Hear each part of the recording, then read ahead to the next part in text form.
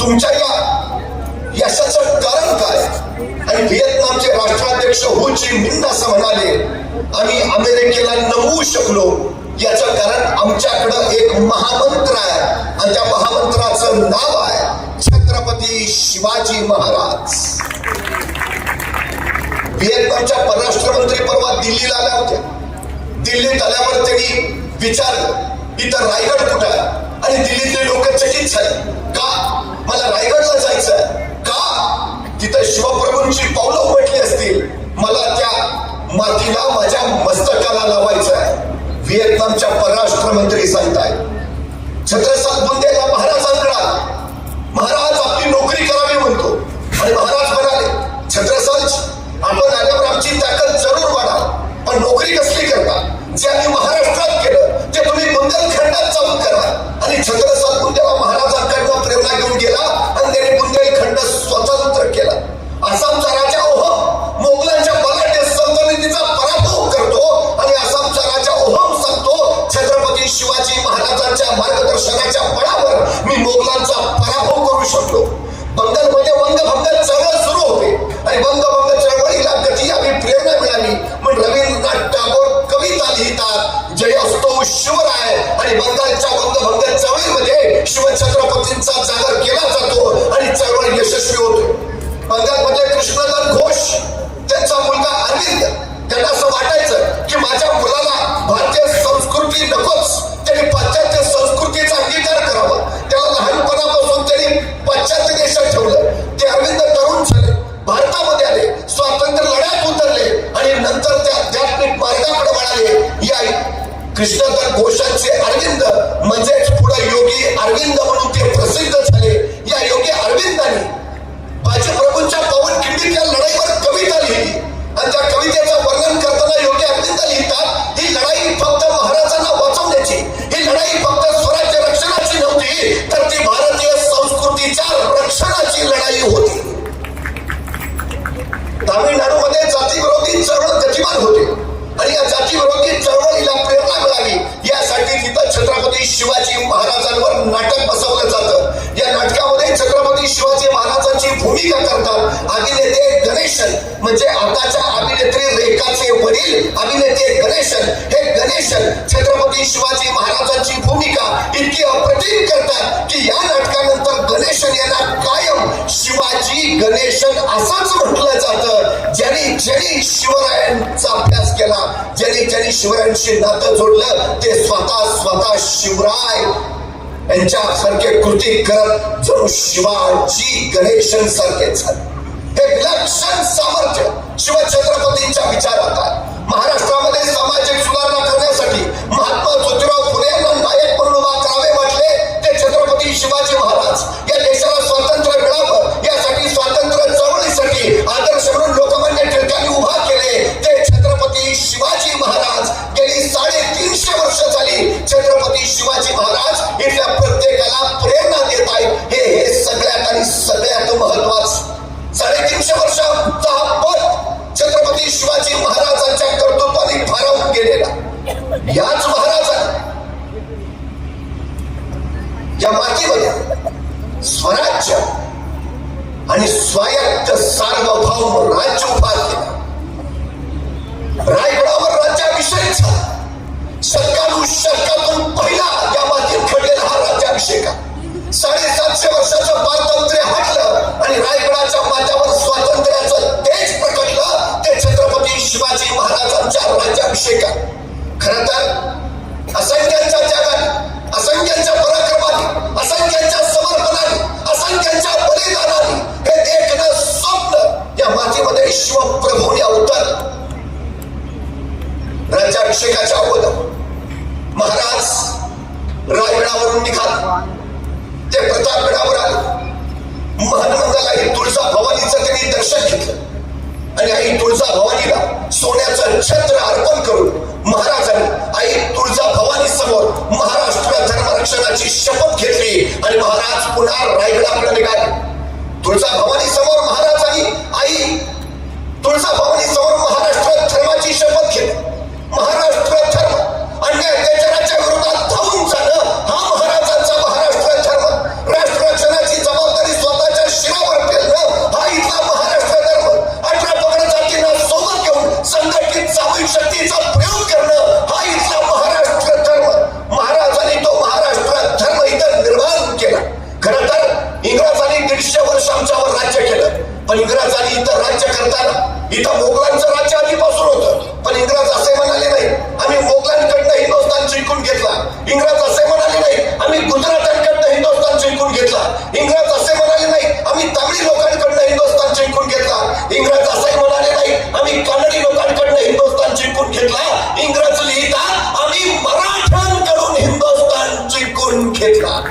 हिंदुस्थानचं रक्षण करायची जबाबदारी महाराष्ट्रावर होती.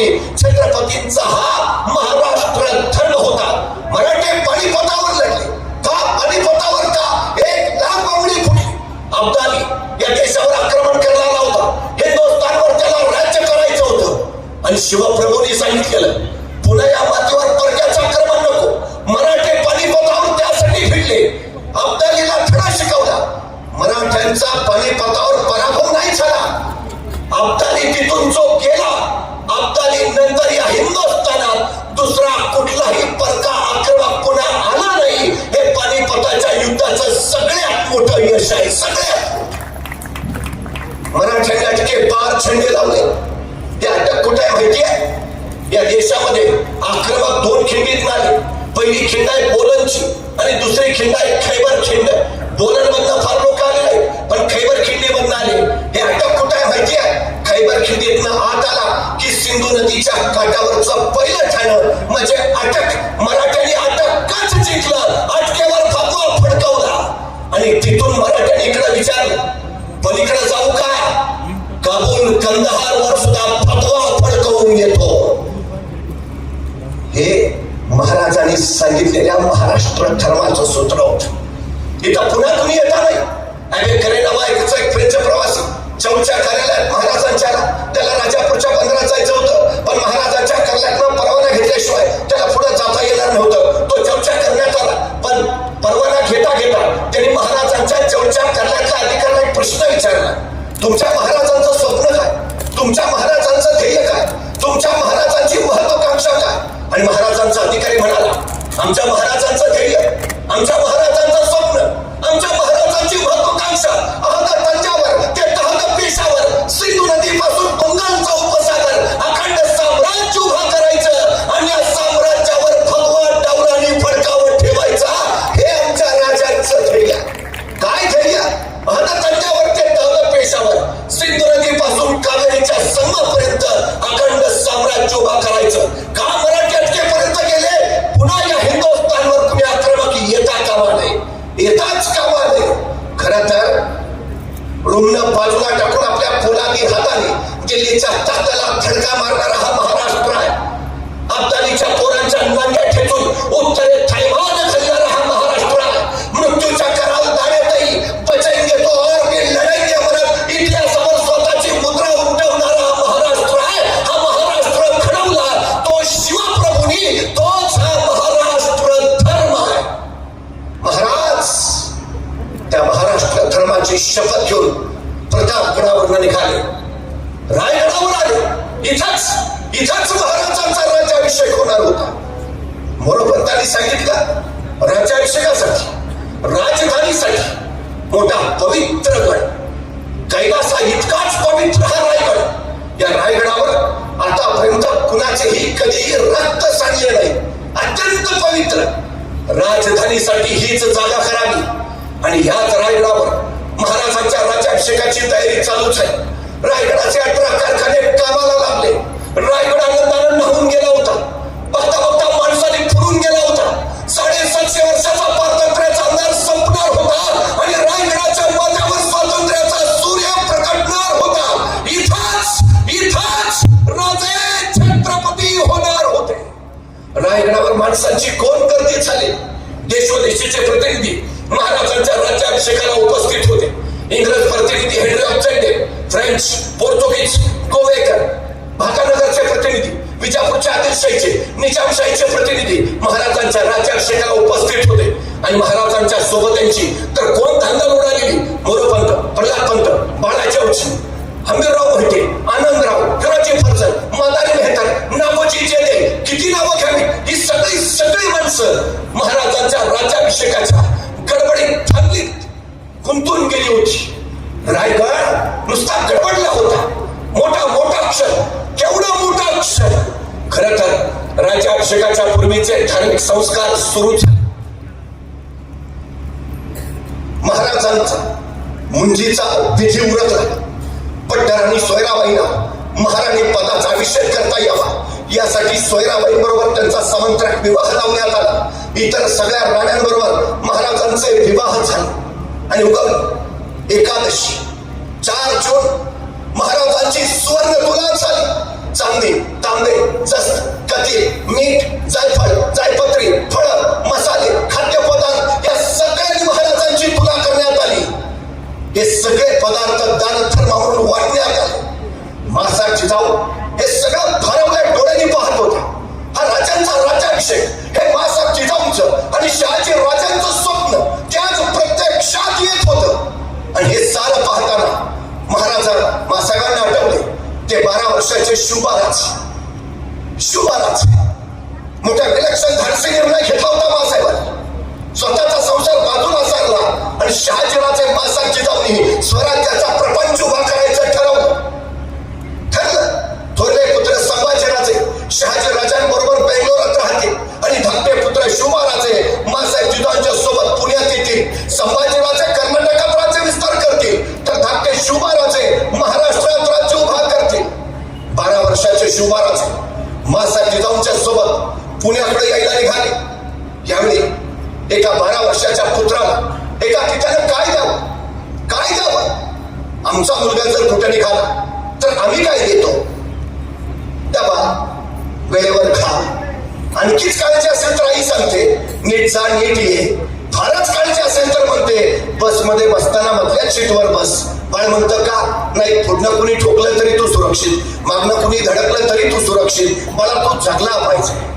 मग 12 वर्षाच्या पुत्राला एका पित्याने यावेळी काय दिलं? शहाजीराजांनी स्वतः संस्कृत मधून तयार केलेली मुद्रा आपल्या या 12 वर्षाच्या पुत्राच्या हाती दिली. काय होता मुद्रे? प्रतिपंच चंद्र लेखेवर वर्धिष्णू विश्ववंदिता शाहसुरो शिवसैषा मुद्रा भद्राय राजते. एक पिता आपल्या पुत्राला काय सांगतोय? प्रतिपदेच्या चंद्राच्या कलेप्रमाणे तुमचं राज्य वाढत जाईल आणि एक दिवस ते विश्वाला वंदनीय होईल. कोण खात्री आहे? कोण विश्वास आहे? शहाजीराजे असं नाही म्हणाले जमेल का, कराल का, होईल का? सवालच नाही, जमणारच. आपल्या पोरांच्या चुका काढण्यापेक्षा त्यांचं कौतुक करायची संधी शोधा, म्हणजे पुरं इतिहास घडवतील. शहाजीराजांनी दिलेला हा सगळ्यात मोठा मंत्र, सगळ्यात मोठा. आणखी काय दिलं शहाजीराजांनी? एक छोटं मंत्रिमंडळ दिलं आणि सांगितलं उद्या तुम्हाला तुमचं स्वतःच मंत्रिमंडळ उभा करायचं. एका पित्याने दाखवलेली ही वाट होती, एका पित्याने दिलेलं हे ध्येय होतं. 6 जून 1674 या पुत्रानं राजांनी दिलेली मुद्राच स्वराज्याची राजमुद्रा म्हणून स्वीकारली आणि लहानपणी 12व्या वर्षी दिलेलं छोटं मंत्रिमंडळ 6 जून 1674 या राज्याभिषेकाच्या दिवशी महाराजांनी त्याचं रूपांतर अष्टप्रधान मंडळात केलं. हे अष्टप्रधान मंडळाचे 2 भाग पडतात. एक लष्करी प्रशासन आणि दुसरा मुलकी प्रशासन. देश संरक्षणासाठी लष्कर महत्वाचं. मग महाराजांच्या अष्टप्रधान मंडळात लष्कराची किती माणसं आहेत? फक्त 1 आणि बाकीचे 7 मुलकी प्रशासन आहेत. सिव्हिल ऍडमिनिस्ट्रेशन मधले आहे. म्हणजे राज्य कुणासाठी आहे? रयतेसाठी आहे. अष्टप्रधान मंडळ कुणासाठी काम करेल? रयतेसाठीच काम करेल, लोक कल्याणाचं काम करेल. खरं तर आजचा महाराष्ट्र कृषी प्रधान दिसतोय, त्याचं कारण छत्रपती शिवाजी महाराज. हा महाराष्ट्र सह्याद्रीच्या दऱ्याखोऱ्याने घडले. शेती करायला जमीन इथं होती कुठं? महाराजांनी पहिल्यांदा शेतकऱ्यांना सांगितलं पडी जमिनी लागवडी केल्यानं त्यांना प्रोत्साहन दिलं. जमिनी दिल्या, बियाणं दिली, खतं दिली, बैल जोड्या दिल्या. करा, शेती करा. हा सह्याद्री आपल्या उन्हातून सोन्यासारखं पीक निर्माण करू शकला. स्वराज्याची अर्थव्यवस्था या शेतकऱ्यांच्या शेतीच्या बळावर सामर्थ्यशाली झाली. आज महाराष्ट्र कृषी क्षेत्रामध्ये अव्वल. याचं कारण फक्त शिवाजी महाराजांनी राबवलेली त्यावेळची पूर्ण. महाराजांनी त्यांच्या काळात महाराष्ट्रातल्या जमिनींची 3 वेळा मोजणी केली. 5 हात लांब 5 दसून 14 मुठींची लांब काठी हे जमीन मोजणीचं परिमाण महाराजांनी शोधून काढलं. या परिमाणाच्या बळावर महाराष्ट्रातल्या जमिनींची महाराजांच्या हयातीत 3 वेळा मोजणी झाली. आता आमच्या नावावर जे सातबारे दिसत आहेत त्या सातबाऱ्यांचे उद्गाते राजा शिवछत्रपती शिवाजी महाराज नसते, तुमच्या माझ्या नावावर 7 बारे सुद्धा दिसले नसते. महाराष्ट्रातलं पहिलं धरण शिवाजी महाराजांनी बांधलं. पुण्याजवळच्या खेडशिवापूरच्या आंबिलोड्यावरचं धरण जाऊन बघूया. 32 धरणं बांधली महाराजांनी. जलसंधारणाची पहिली योजना शिवाजी महाराजांची. पाणी अडवा पाणी जिरवा ही योजना ही महाराजांची. आता पाणी अडवा पाणी जिरवा ही संकल्पना मी बाजूला टाकली आणि ह्याची अडवा त्याची जिरवा हा एक कलमी उद्योग चालू केला. तो भाग वेगळा. पण आजही आमच्याकडे दुष्काळ पडतो आणि सरकार सकाळी फिरतं. शिवकालीन पाणी योजना राबवली पाहिजे. 1972च्या दुष्काळात महाराष्ट्रातल्या सगळ्या विहिरी कोरड्या पडल्या होत्या. पण 11,000 फुटांची वसलेल्या रायगडाच्या गंगासागर तळ्यात मात्र तुडुंब पाणी होतं. 72च्या दुष्काळात रायगडावरून पाणी खाली आणलं. ती शिवाजी महाराजांची शिवकालीन पाणी योजना. जा कुठल्याही गडावर कुठलाही विद्युत जनित्र दिसणार नाही, मोटार दिसणार नाही, इंजिन दिसणार नाही, पण विहिरीतलं पाणी सगळ्या गडावर कसं फिरवलंय हे एकदा कधीतरी जाऊन बघून या. हे 350 वर्षापूर्वी महाराजांनी केलं. 350 वर्षापूर्वी.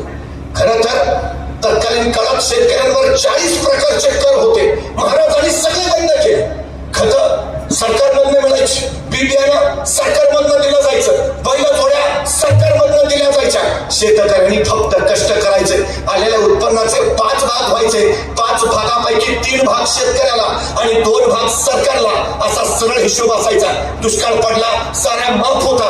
अडचण आली, कर्ज दिलं जात होतं. शेतकऱ्यांचे कर्ज मुक्ती करणारे पहिले राजे म्हणून आम्हाला छत्रपती शिवाजी महाराजांचंच नाव घ्यावं लागेल. महाराजांनी सत्ताज्ञा दिल्या. गावोगावीचा दौरे काढा, शेतकऱ्यांच्या अडचणी समजून घ्या. कोणास बीब नसेल द्या, खतं नसतील द्या, पहिल्या जोडी नसेल द्या. जैसे होईल तैसे शेतकरी सुखी होईल ऐसे पहा. अहो तत्कालीन काळात आसमानी प्रचंड कोसळली. सुलतानी तर होतीच. दुष्काळ इतका भयानक पडलेला की जगण्यासाठी माणसाची नजर मेल्या जनावराच्या प्रेतावर पडू लागली आणि भुके पोटी बापाची नजर पोराच्या मांसावर जाऊ लागली. पण अशा भयानक दुष्काळातही महाराष्ट्रातल्या शेतकऱ्यानं छत्रपती शिवाजी महाराजांच्या काळात आत्महत्याच केली नाही. हे शिवशाहीचं सगळ्यात मोठं यश आम्हाला मानावंच लागेल. महाराजांनी मातीत नव्हे मातीसाठी इथल्या माणसाला मरायला शिकवलं. हे महाराजांचं सगळ्यात आणि सगळ्यात मोठं वैशिष्ट्य आहे. खरं तर हे अपूर्व असं विलक्षण कार्य महाराजांनी निर्माण केलं. काय होतं महाराजांकडे? संपत्ती होती, सैन्य होतं, सामर्थ्य होतं नाही. शून्यातनं विश्व उभा करणारे राजे असं महाराजांचा मी वर्णन करतो. हाताशी काही नसताना महाराजांनी राज्य उभा केलं. अहो बघा ना, 1645 साली महाराजांनी राजगड घेतला. बेवसाव होता. आता घेतला तर बांधायला हवा, बांधायचे तर पैसे हवेत आणि महाराजांकडे ते नव्हते. मग महाराज असं म्हटले का? नाही, घेतला तर बांधला पाहिजे, बांधायचा तर फंड्स पाहिजे. आहेत कुठे आपल्याकडं? मग कशाला घ्या, बघू पैसे आल्यावर. नाही, महाराज असं नाही म्हटले, बघू पैसे आल्यावर. महाराज म्हणले सुरुवात तर करू, घेऊन तर टाकू, पुढचं पुढं. आणि 1645 ला महाराजांनी राजगड घेतला. 1646 ला महाराजांनी तोरणा जिंकला आणि तोरण्याचं काम चालू असताना महाराजांना तोरण्यावर सोन्याच्या मोहरांनी भरलेले 7 खंडे सापडले. या संपत्तीतनं महाराजांनी राजगड बांधून पूर्ण केला. महाराज सांगताय तुम्ही सुरुवात करा, जगदंबा आशीर्वाद घेऊन तुमच्या पाठीशी उभा असतेच. एका मावळत्या क्षणी एका डोंगराच्या पायथ्याला एक सद्ग्रस्त उभा होता. मी तिथूनच निघालो होतो. त्याला विचारलं, का थांबलाय? तो म्हणला, नाही, डोंगरावर जायचं आहे. म्हटलं जा ना. मग नाही, अंधार आहे ना. मग मी माझ्या हातातला कंदील त्याला दिला. म्हटलं आता जा. आणि मी निघून आलो.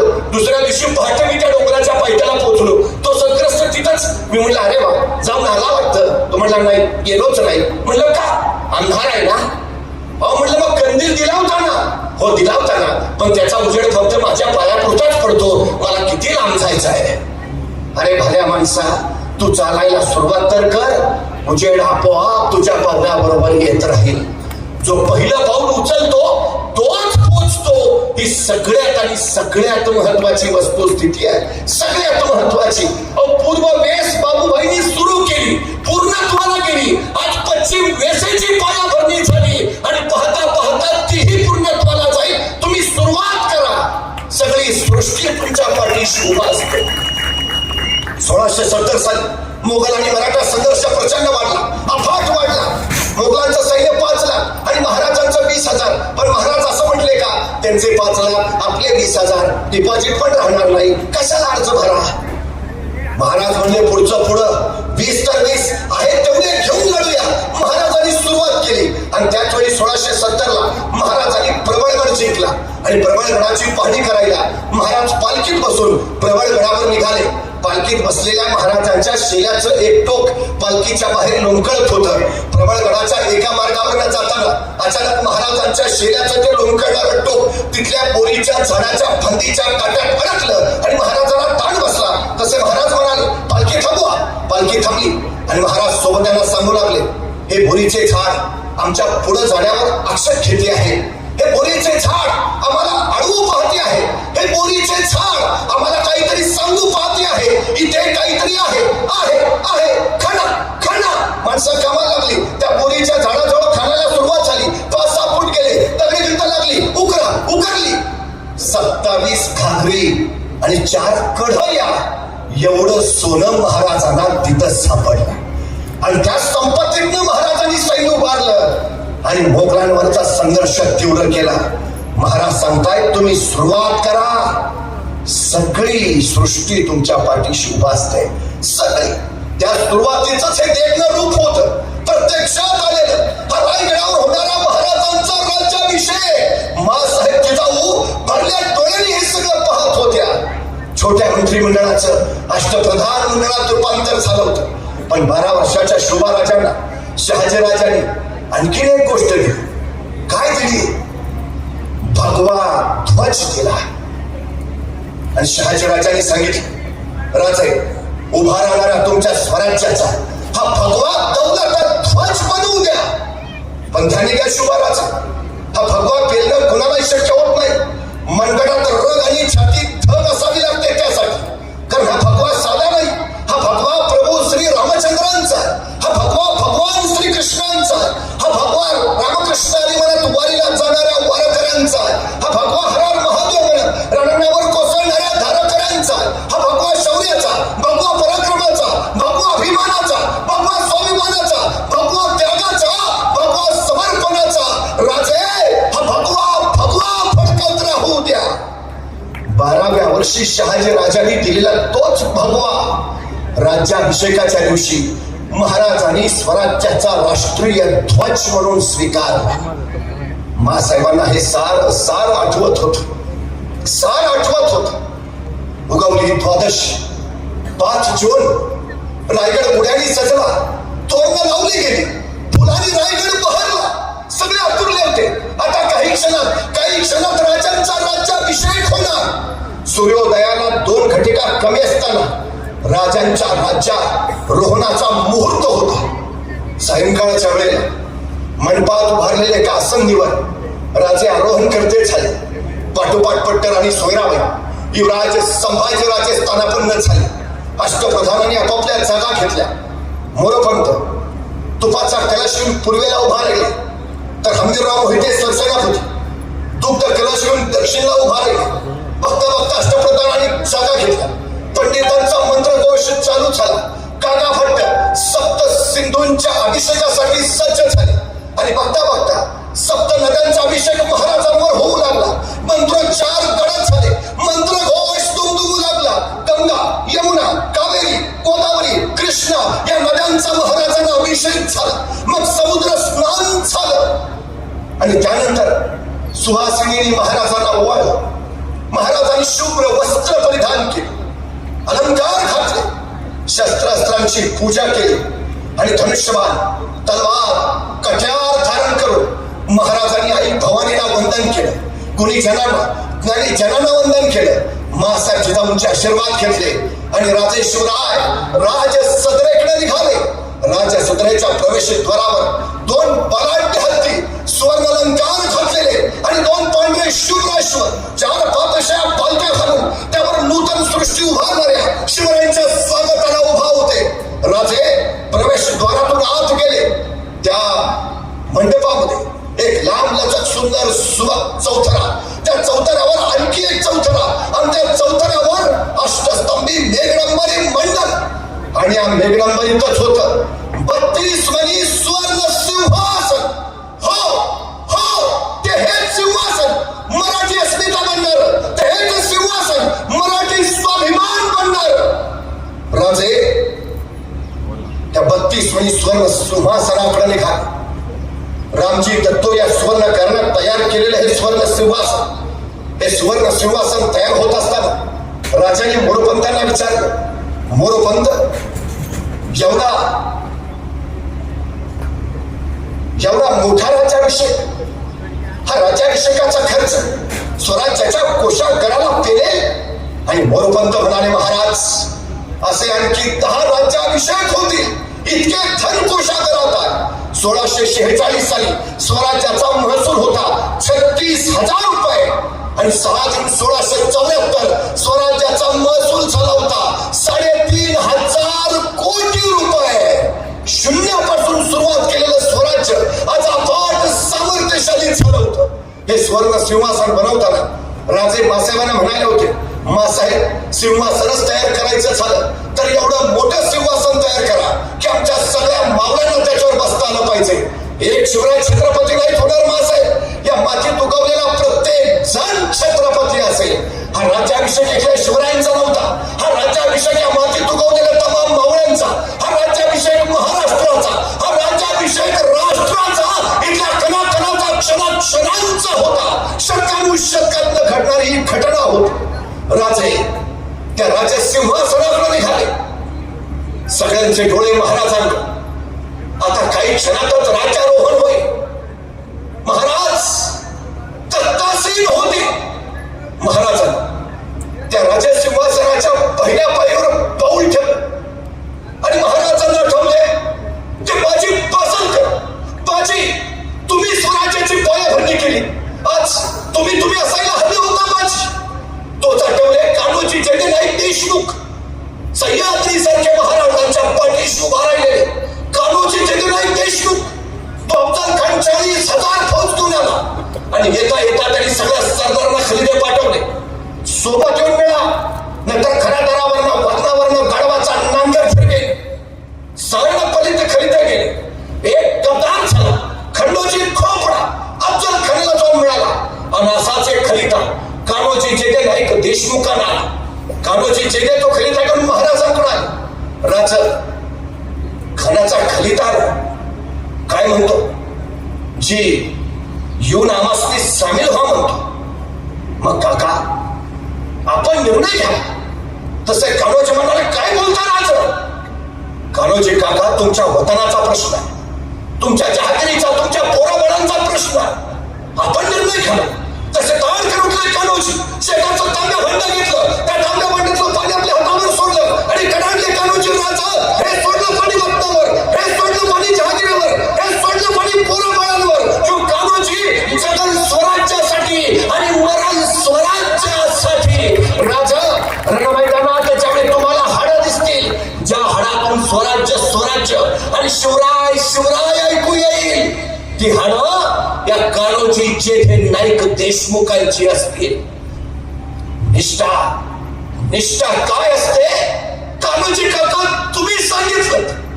या मंगल क्षणी कान्होजी काका, तुम्ही असायला हवे होता. राजे पुढच्या पायरीवर आले आणि राजांना आठवला, जीवाभावाचा तानाजी आपल्या पोराच्या लग्नाची पत्रिका घेऊन आले.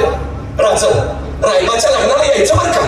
मात्र राजांची नजर आहे कोंढाण्यावर आणि कोंढाण्याकडे पाहता पाहता राजे तानाजीला म्हणाले, ताना, कोंढाणा घ्यायचं म्हणजे रे. आणि सरदेशी उठले तानाजी, हातातल्या पत्रिका फेकल्या. राजा लगेच कोंढाण्याचं मग रायबाचं आणि पोराचं लग्न टाकून तानाजी कोंढाण्याचं लग्न करायला गेले असे की रायबाचं लग्न करायला परत आलेच नाहीत.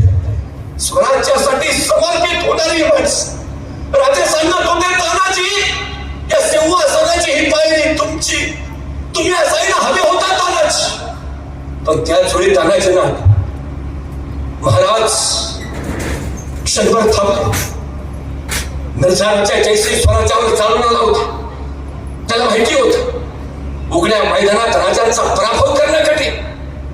त्यांनी ओळखलं, राजांचा जीव गडात नाही, राजांचा जीव किल्ल्यात नाही, राजांचा जीव प्रांता प्रदेशात नाही. शिवाजी राजांचा जीव आहे तो इथल्या रयतेत आहे. आणि त्यांनी रयत खेळायला सुरुवात केली. गावाच्या गावात आली, खुल्या कथल्या रम्या, आक्रोशी काड्या रोळ्या, रक्ताच्या चळकण्या मूर्त्यांसाठी प्रतांचकाचा यंत्रांचा हल्ला कोलर उडाला आणि राजा व्याकुळ. राज्य कुणासाठी? रयतेसाठीच ना. मग रयतच वाचत नसेल तर राज्य वाचून काय उपयोग? आणि राजे मिरझांकडे गेले. राजाने तह पत्करला. पुरंदरासह 23 किल्ले मिरझाला बहाल केले.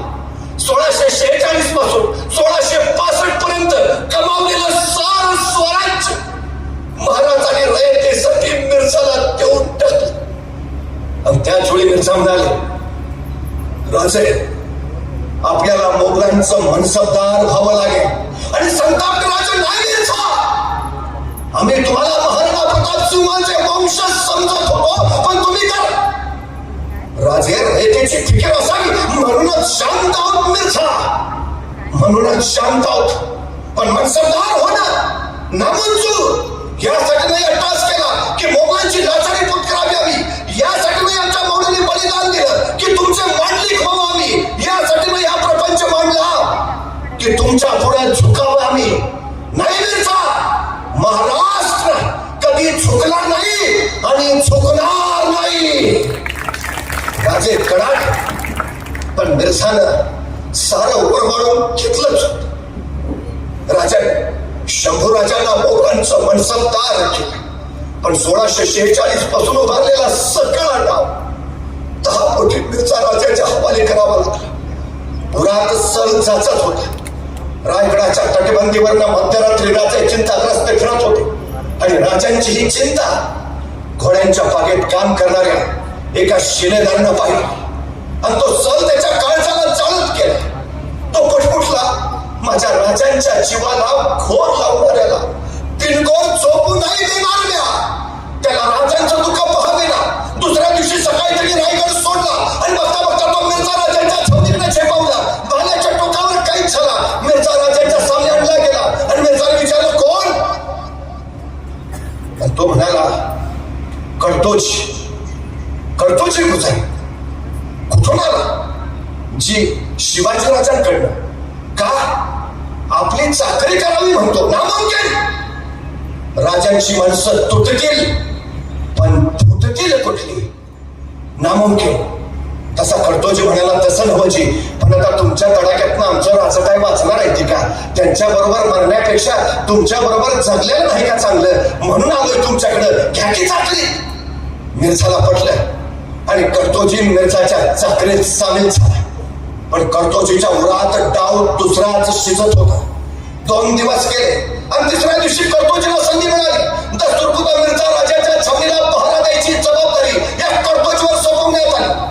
पहिला प्रहर संपला, पहारे बदलण्यात आले आणि दुसऱ्या प्रहराच्या पहाऱ्याला हा कडतोजी मिरझा राजांच्या छावणीबाहेर आला. आजूबाजूचा त्यांनी कानोसा घेतला. सारा शांत, सन्नाटा, स्मशान शांतता. दूरवर कुठेतरी कुत्र्याच्या केकाटण्याचा आवाज, नाहीतर पालेकऱ्याच्या जागतिक चारोळी, पण बाकी सारं शांत. कडतोजीनं अलगेच मिरझा राजाच्या छावणीचा पडदा सरकवला. आत बघितलं. मिरझा निर्धास्त निद्रिस्त झाला होता. कडतोजीने पुन्हा एकदा कानोसा घेतला. मिरझा राजाच्या छावणीभोवती एक फेरी मारली. सगळं शांत, हाल बेल. आणि बघता बघता कडतोजी परत मिरझा राजाच्या छावणीच्या पडद्याजवळ आला आणि सगळं तिकडे बघत उभारण्यासारखा हात शिवला, कमरेचा खंजीर काढलं आणि मिरझा राजाच्या मस्तकाकडे उभारला. कडाडला, माझ्या राजांच्या जीवाला घोर लावणाऱ्याला बिनगोर झोपू देत नाही आम्ही. आणि खंजीर चालवणार तो बोलू त्याचा उजेड खंजीरवर पडला. खंजीर चमकलं, पाणीकडे कडाडले. मिरझाकडून जागा झाला. कडतोजीचे हात वरच्यावर पकडले गेले. कडतोजी जरवंद झाला. थरथरता मिरझा म्हणाला, या मिरझावर वार करायची हिम्मत ही तुझी जिगर.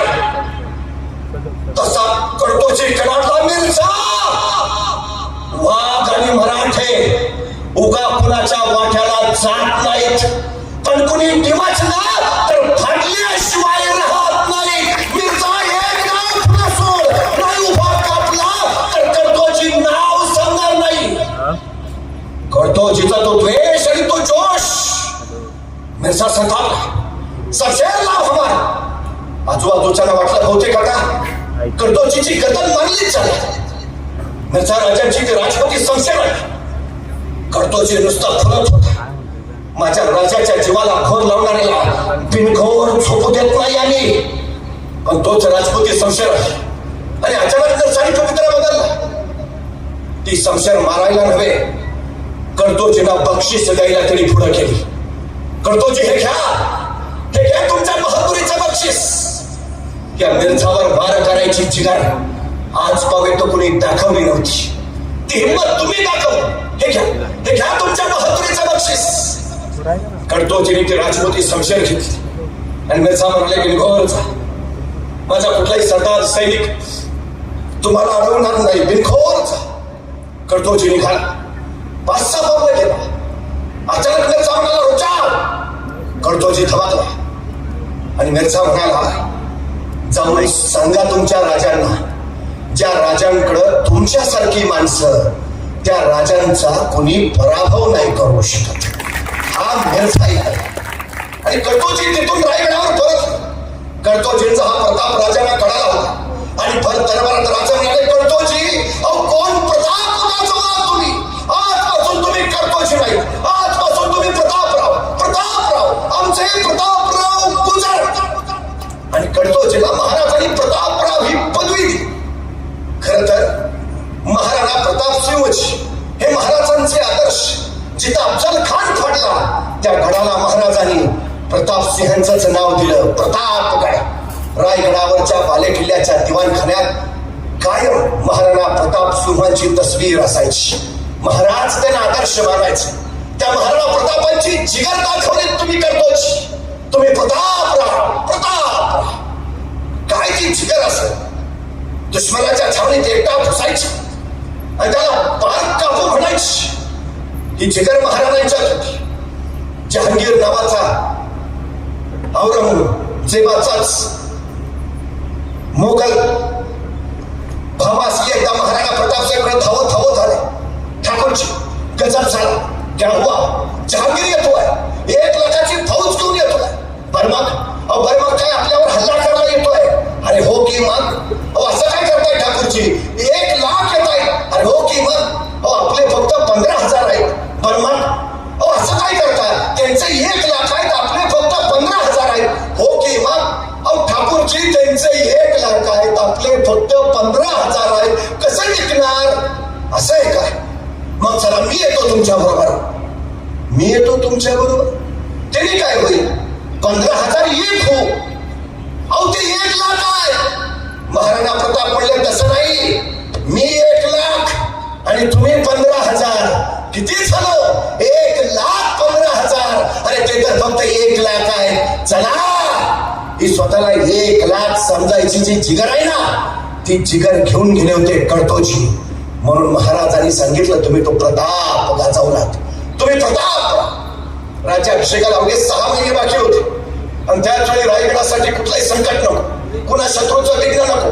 म्हणून महाराष्ट्र बिनधोक करायची जबाबदारी महाराजांनी या प्रतापराव गुजरांवर सोडवली. सरसेनापती प्रतापराव गुजरांवर. स्वराज्यासाठी सगळ्यात जास्त लढाई केलेले सरसेनापती. स्वराज्याला सगळ्यात जास्त प्रांत जिंकून देणारे सरसेनापती. महाराजांचा उजवा हात मानले जाणारे सरसेनापती. महाराजांनी विश्वासानं सांगितलं रायगडावरचा राज्याभिषेक बिनखोर पार पडला पाहिजे. सरसेनापती महाराष्ट्र सुखरूप करा. आणि प्रतापराव आपली फौज घेऊन महाराष्ट्राच्या सीमा बिनखोर करत निघाले. पण त्याच वेळी सांगली भागात मिरजच्या इथं बेहलोल खान आलाच. प्रतापरावांनी त्याच्याशी झुंज घेतली.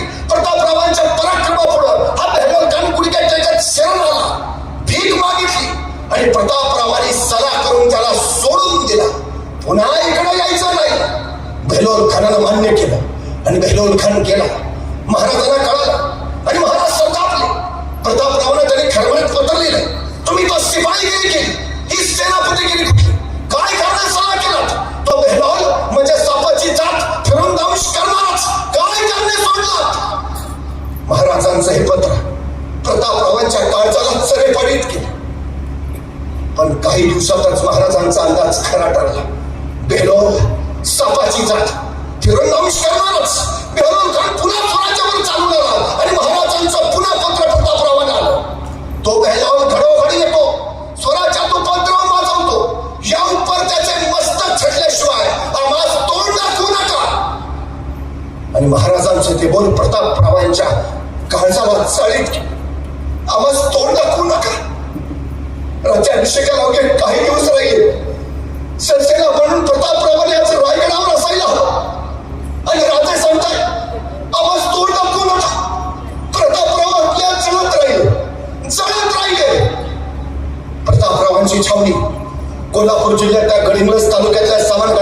डोक्याला पडली. दिवस थंडीचे, शेकोटी पेटलेली आणि प्रतापराव सोबत्यांसोबत शेकत बसलेले. अचानक एक खेळ थांबत आला. राव नेसरीच्या केंद्रीत बेहलोल खानाची छावणी पडली आहे आणि प्रतापराव पेटले. त्यांची नजर त्या ज्वाळी तीव्र झाली. एक ज्वाळा फडकली, थंडी प्रतापरावांच्या डोळ्यात गेली आणि दाराकडे प्रतापराव उठले. कोण येतो? उठला उठोजी, उठला कृष्णाजी, उठला सिंधूजी, उठला सिंधी हिलाल. बघता सात ओढे सज्ज झाले. जातोय प्रतापराव, घोड्यावर मान टाकली, अकबता टाच मारली गेली आणि 7 घोडी बेफाम दौडत निघाली नेसरीच्या खिंडीकडे. मध्यरात्रीचा तो प्रहर काळोख शांतपणे सारेवर पहुडलेला. नेसरीच्या अलीकडे घोडी थांबली. फुरफुरणारी घोडी शांत होई तो प्रतापरावाने चौबोती नजर टाकली. बेहलोल खानाची छावणी शांत निद्रिस्त झाली. सेना सागर निद्रिस्त आणि अचानक हरण महायुद्धाची कीर्तनी घुमली आणि 7 वीर त्या बेहलोल खानाच्या सेना सागरात घुसले. सपासप कत्तली चालू झाल्या. आक्रोश किंकाळ्या आल्या. रक्ताच्या चिरकाली मूर्त्यांच्या ठिकाणी कचकश. बेहलोल प्रतापरावांना फक्त बेहलोल हवा होता. शमशेर सपासप फिरत होते. घालून आग बाजूनी शमशेर उसळली सहस्त्र क्रूर इमानी. गर्दीत लोपले 7 जीवते मानी. खपसात जळाले अभिमानी वनव्यात. वेगात मराठे वीर दौडले 7. बघता बेहलोल खानाच्या सावध झालेल्या सैन्याच्या तडाख्यात ते 7 वीर अडकले. महाशिवरात्रीच्या दिवशी या 7 वीरांनी शिवप्रभूंना या स्वराज्याला आपल्या जीवनाचं अर्पण केलं. हे 7 वीर समर्पित झाले. प्रतापराव महाराजांस तोंड दाखवण्यास पुन्हा गेलेच नाही. ती महाशिवरात्र राजांच्या स्मरणात चिरंतन राहिली. दगडावर दिसतील अजून ते तल्या टाचा. ओढ्यात तरंगे अजून रंग रक्ताचा. क्षितिजावर उठतो अजून मेघ मातीचा. अद्याप कुणी वीरानी वाऱ्यावर गात. वेडात मराठे वीर दौडले 7. सिंहासनाची पायरी चढताना राजांसमोर सरसनापती प्रतापराव गुजर आणि त्यांचे 6 वीर. तुम्ही समर्पित झालात म्हणून ते लोककल्याणकारी स्वराज्य उभा राहिलं. हा स्वर्णक्षण, हा राज्याभिषेक तुमच्या पराक्रमाने तर पुलकित झाला. तुमचं शौर्य, त्या शौर्यापुढं अवघ स्वराज्य नतमस्तक आहे. महाराज सिंहासनाच्या पायऱ्यावर चढत राहिले आणि महाराजांना आठवले पुरंदरवर झुंजणारे मुरारबाजी. वज्रगड जिंकला आणि मुरारबाजी त्या टिळक खानाला संपवण्यासाठी निघाले. मुरारबाजीचं ते शौर्य पराक्रम पाहिलं आणि टिळक खान म्हणाला, वज्रगड आम्ही घेतलाच आहे, पुरंदर सुद्धा घेऊ. मुरारबाजी, तुम्ही का फुटाचे मारता? त्यापेक्षा या आमच्याकडं बादशाच्या गिर देतील आणि खडाडले मुरारबाजी. माझ्या राजाने मला काही कमी केले म्हणून येऊ तुमच्याकडं. मराठे फुटतील कुठले हात? मुरारबाजींचे ते बोल महाराजांच्या कानात घुमत राहिले. पण त्याच वेळी महाराजांना आठवला आपल्यासारखा हुबहू दिसणारा शिवा काशी 6 महिन्यापूर्वी ओळख झाली. सिद्धीचं वर्ण 65,000चा विडा टाकले. नेताच्या बांधकाने छापा टाकला पण बळ टोकलं पडलं आणि राजाला वाटलं या आपल्यासारख्या हुबहू दिसणाऱ्या माणसाला बोलवा. महाराजांनी शिवा काशीदांना बोलावलं. शिवा काशीद म्हणाले, बोलावणं घडलंच जी राजा. आणि राजाने विचारलं, शिवा आमचं रूप घेशील? हे शिवा सिद्धीच्या भेटीला जाशील? होय रे शिवा, मरायला तयार होशील? शिवा म्हणला, होतो. केलं. स्वराज्यासाठी समर्पित झालं. अवघ्या 6 महिन्याची ओळख. शिवा स्वराज्यासाठी बलिदान देताच. पण त्याच वेळी पन्हाळ्याच्या पश्चिमेच्या बाजूने त्या वादळी पावसाळी तीव्र रात्री महाराज बाजीप्रभूंनी बंधन फौजेबरोबर निघाले.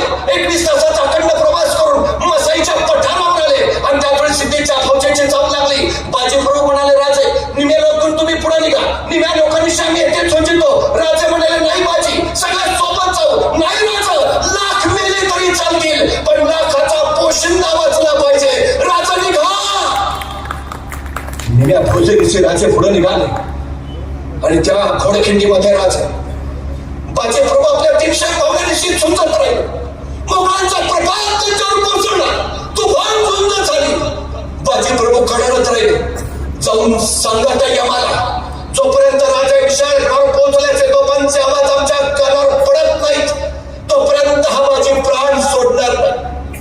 राजा विशाळगडावर पोहोचल्याचे तोफांचे आवाज झाले आणि शिर तुटले, बाजी कोसळले, स्वराज्यासाठी समर्पित झाले. बाजी प्रभू फुलाचे प्रभावनी बांधल फौज स्वराज्यासाठी स्वतःच्या आयुष्याचं अर्धवेतीच. खर तर बाजी प्रभू फुलाजी प्रभूंचं गाव सिंध. महाराज बाजी प्रभू फुलाजी प्रभूंच्या सिंध या गावी गेले. त्याच्या कुटुंबियांचं सांत्वन केलं. बाजी प्रभू फुलाजी प्रभू एकूण यांना 8 मुलं. महाराजांनी त्यांच्या 8ही मुलांना स्वराज्याच्या सेवेत दाखल करून घेतलं. अनुकंपा तत्वावर नोकरी ही योजना शिवाजी महाराजांची 350 वर्षापूर्वी महाराजांनी सुरू केली. ठीक आहे, ज्यांची मुलं तरुण आहेत त्यांना सरकारी सेवेत घेतलं जाईल. पण काही सैनिक असे असतील की ज्यांची मुलं अजून छोटी आहेत पण ते युद्धावर गेले, मारले गेले. आता त्यांच्या पश्चात त्यांच्या छोट्या मुलांचं काय? आपल्या सैनिकांच्या छोट्या मुलांसाठी महाराजांनी रायगडावर बाल परवेशी गृह उभारलंय. आताच्या भाषेत त्याला आपण वसतिगृह म्हणतो. या बाल परवेशी गृहामध्ये आपल्या सैनिकांच्या मुलांचं संगोपन, संवर्धन, शिक्षण आणि प्रशिक्षण स्वराज्याकडून केलं जायचं आणि ती योग्य वयात आल्यावर त्यांना स्वराज्याच्या सेवेत घेतलं जायचं. लहान मुलांचंही झालं. पण काही सैनिक असे असतील नुकतंच लग्न झालं, अजून मुलबाळ नाही, तो युद्धावर गेला, मारला गेला, आता घरी फक्त विधवा पत्नी. आता त्याच्या पश्चात तिचं काय? 350 वर्षापूर्वी महाराजांनी आपल्या सैनिकांच्या विधवा पत्नींसाठी फॅमिली पेन्शनची योजना आणली आहे. फॅमिली पेन्शन किती तेही ठरवलंय. तो सैनिक युद्धावर असताना मारला गेला तर त्याला जेवढा शेवटचा पगार असेल त्या पगाराच्या निम्मी रक्कम त्याच्या पत्नीला आयुष्यभर पेन्शन म्हणून दिली जायची. पत्नीचंही झालं. आता काही सैनिक असे असतील अजून लग्नच झालं नाही, तो युद्धावर गेला, मारला गेला, आता घरी फक्त वृद्ध माता पिता आहेत. आता त्याच्या पश्चात त्यांचं काय? आपल्या सैनिकांच्या वृद्ध माता पित्यांसाठी महाराजांनी 350 वर्षापूर्वी अडीशेरी नावाची योजना आणली आहे. राज्यघटना तयार करताना डॉक्टर बाबासाहेब आंबेडकर असं म्हणाले की या देशाची राज्यघटना तयार करताना माझ्या डोळ्यासमोर छत्रपती शिवाजी महाराजांचं स्वराज्य होतं. लोककल्याणकारी रयतेचं राज्य. महाराज सिंहासनाची पुढची पायरी चढाली. सिंहासनाच्या डाव्या बाजूला मंत्रीगण आणि आप्त स्वकीयांची, तर उजव्या बाजूला मासाहेब जिजाबाई राजस्त्रियांची व्यवस्था केली. सिंहासनाच्या पाठीशी राजचिन्हात अधिकारदर्शक राजचिन्ह स्वर्णांकित भाल्यावर लटकत असले महाराजांच्या ऐश्वर्याचं सामर्थ्याचे प्रतीक होतं. अश्वदलाची चिन्ह, आरमाराची चिन्ह, न्याय व्यवस्थेची चिन्ह. महाराजांनी वाढलेलं हे स्वराज्य लोकांसाठी, लोककल्याणासाठी होतं. हे पहिलं लोकशाही राज्य होतं. मंत्रघोष सुरू होता. राजांचा जय जयकार चालू होता. बघता बघता सुवर्ण गुरजबदार घातलेले गुरजबदार आपापल्या जागेवर गेले. अष्टप्रधानांनी आपापल्या जागा घेतल्या आणि राजे तख्त्या जवळ आले. त्या वर्षी मंत्रघोष चालू असतानाच गागाभट्ट पुढे आले. सिंहाचा मुकुट असलेला सुवर्ण राजदंड त्यांनी महाराजांच्या हाती दिला. महाराजांनी तो सुवर्ण राजदंड मस्तकी लावला आणि सिंहासनाला त्यांनी वंदन केलं. उजवा गुडघा खाली टेकून महाराज सिंहासनापुढे नतमस्तक झाले आणि महाराजांनी पदस्पर्श न करता सिंहासनारोहण केलं. त्या वर्षी मंत्रघोष थांबला. गागाभट्ट पुढे झाले आणि त्यांनी सुवर्ण छत्र महाराजांच्या मस्तकी धरले आणि गागाभट्टांची गगनमधी किलकारी घुमली. क्षत्रिय गुणावतांस सिंहासनाधीश्वर राजाधिराज श्रीमंत श्री छत्रपती शिवाजी महाराज की. आणि अवघा जय ध्वनी निनादला. नगाऱ्यांना वती गरजू लागल्या. रायगडाच्या तोफा धडाडू लागल्या. राजे छत्रपती झाले. सह्याद्रीचा पुत्र छत्रपती झाला. जिजाऊंचा पुत्र छत्रपती झाला. लोकांचं, लोककल्याणाचं राज्य स्थापन राजे छत्रपती झाले. या यांच्या पादशाहीमध्ये एक मराठा एवढा पादशाह झाला. ही गोष्ट काही साधी झाली नाही असं बखरकारांनी त्याचं वर्णनही केलं. राजांनी राज्य स्थापन केलं. रायगडाच्या मध्यावरचा रेशमी फगवा आभाळाला गरजत सांगू लागला. शतकानुशतकातली ही एक विलक्षण घटना घडली. राजे छत्रपती झाले. जणू आभाळ पुरत भगव झालं. हा नवा सूर्योदय होता लोककल्याणकारी राज्याचा. महाराजांनी शिवराय नावाची नाणी पाडली. राजव्यवहार कोशाची निर्मिती केली. नवीन शक चालू केला.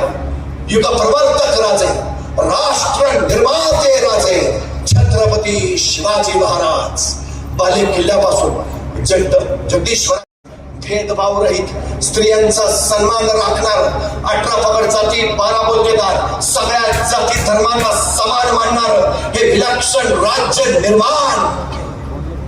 खरं तर रवींद्रनाथ टागोर एका ठिकाणी असं म्हणतात, मुळातच हा देश विविध जाती पंथ आणि धर्मांचा, या सगळ्यांना एकत्र आणणं कठीण.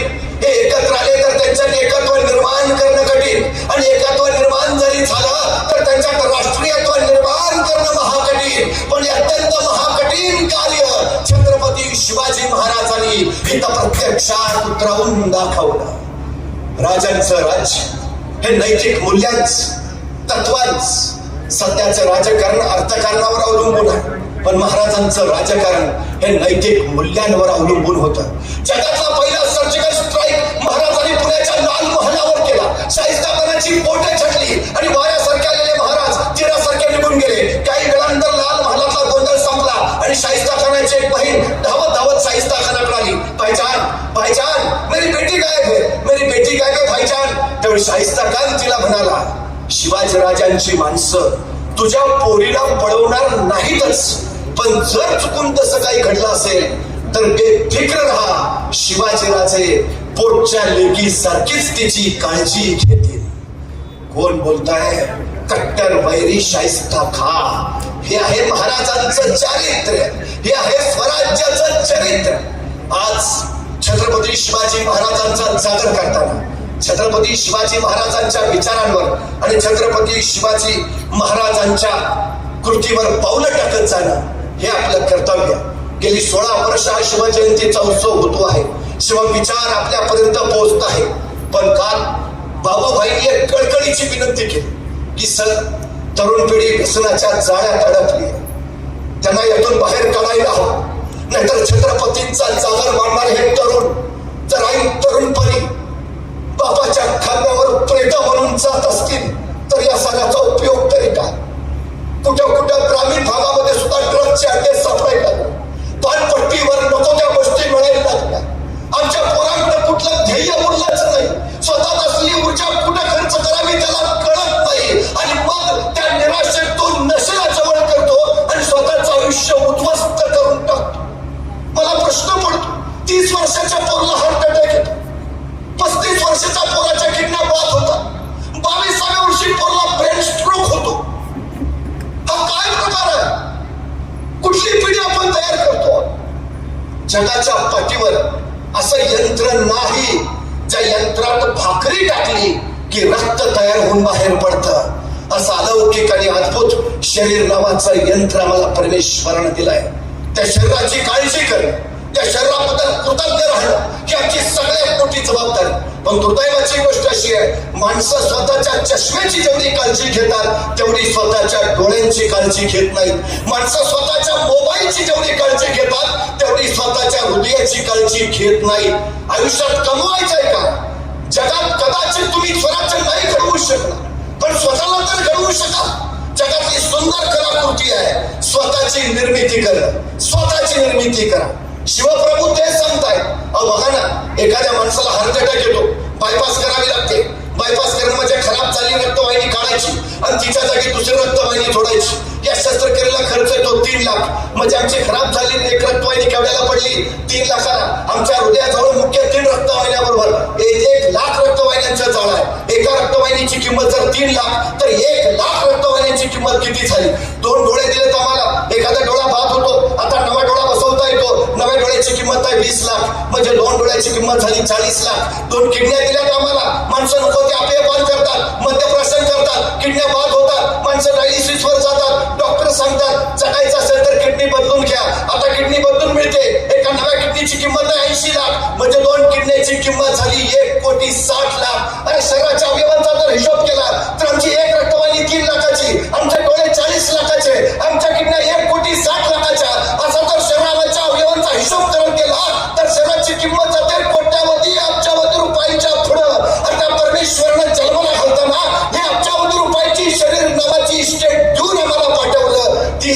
जपा ना, कुठल्या प्रॉपर्टीच्या बागा लागतो आम्ही.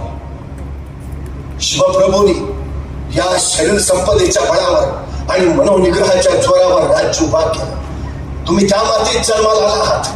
नको त्या गोष्टी करून आयुष्य वाया घालवण्यासाठी तुम्ही जन्माला आला नाही आहात हे आपण पहिल्यांदा लक्षात घ्यायला हवं. शिवरायांचा जागर करताना शिवरायांसारखं आपण दिसावं असं वाटताना आपण शिवरायांसारखं असावं हेही आपल्याला वाटलं पाहिजे. शिवरायांचे ते गुण विचार संस्कार आपल्यात उतरले पाहिजेत. बाबूभाईंची राजप्रतिष्ठांची सगळी धडपड तळमळ त्यासाठी आहे. या धडपडीला यश येऊ अशी अपेक्षा व्यक्त करतो. आपल्या सगळ्यांची रजा घेतो. धन्यवाद.